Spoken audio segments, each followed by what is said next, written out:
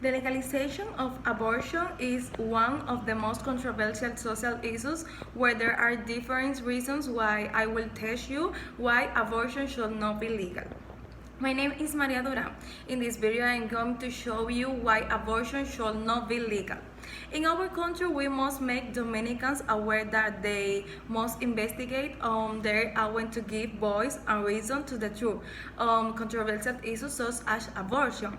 A clear example is a scientific and a political base where we can mention how the simple fact of abortion already affects the first constitutional right, which is the right to life. Carlos Carrera, medical director of Procreator and expert in reproductive medicine, affirmed that beyond the discrepancy, we understand that the correct scientific criterion is the one that says that life begins with the implant of the embryo in the mother womb. There the spark is lit. We just have that happen. We have heard many people speak that abortion should be legalized without knowing in what aspect, why, and who it affects the human being. What we ignore are the factors that affect it and the consequence that it causes. If we only analyze that and eliminate the consequence and not cause them, government and society will use it to make decisions without even improving our quality of life. And one of those decisions will be the legalization of abortion, where we even lack the first right, constitutional right to life. The key point to understand why abortion should not be legal are: understand the moment when the right to life begins, how abortion affects women physically and mentally, what is the solution to this social problem. Let's start by explaining at what point not only constitutional but also scientifically the life of a human being begins. Killing a living being should never be the option. Abortion should not be legal just for the sake of taking a life, which make it immoral and constitutionally wrong. It is constitutionally established that life begins at the moment of conception. Therefore, the first right is being violate the first right to life, and morally because a person who has life of his own is being murdered. According to Dr. T. Wade Sandler, a health specialist in embryology, highlighted from a book used in medical school that the development of human life begins at the moment of conception, when the sperm and oocyte unite to give rise to a new life. Also, Argentine writer Agustin Laje, who has written books such as The Black Book of the New Life, mentioned that we cannot murder what has human life, because as human, our first right is right to life. Based on this argument, we can give rise to the fact that abortion shall not be legalized. Now, I will explain to you how the realization of this practice affects the physically and mentally health of the human being.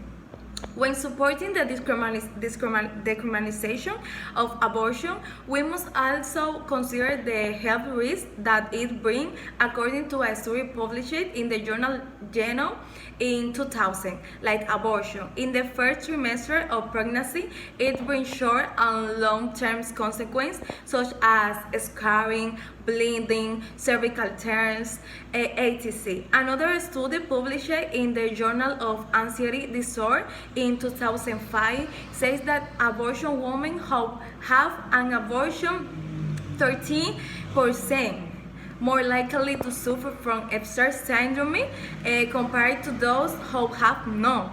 In the end, what we defend has a consequence on the health of human wish, even if it is discrimination, it cannot be covered. And finally, one more of the most important point: the struggle to eliminate the consequence and not the cause. As we had mentioned before, we cannot eliminate the consequence that abortion brings, but we can eliminate the cause that can make a person think about abortion. Pope Francis, I said abortion is not the solution. We must respect the smallest and most defenseless human being, adopt measures that can preserve their life, allow their bear, then be creator in finding ways that lead of their full development. Lupe Batayan, an Argentine pro-life activist and writer, said that for there to be no wanted pregnancies, good education, a good health system, and helping people always have a life plan must be encouraged.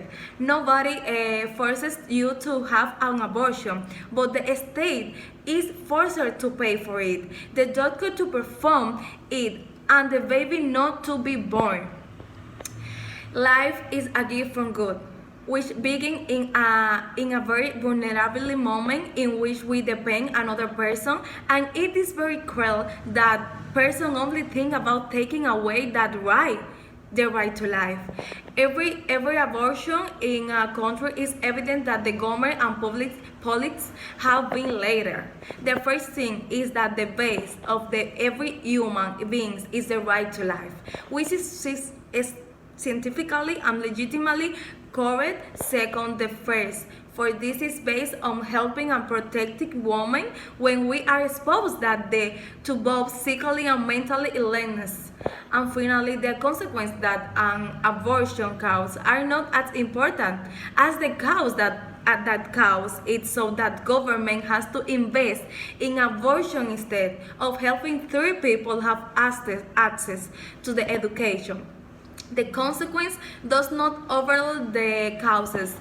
Therefore, the main causes that affect abortion is a subject of a story in our country.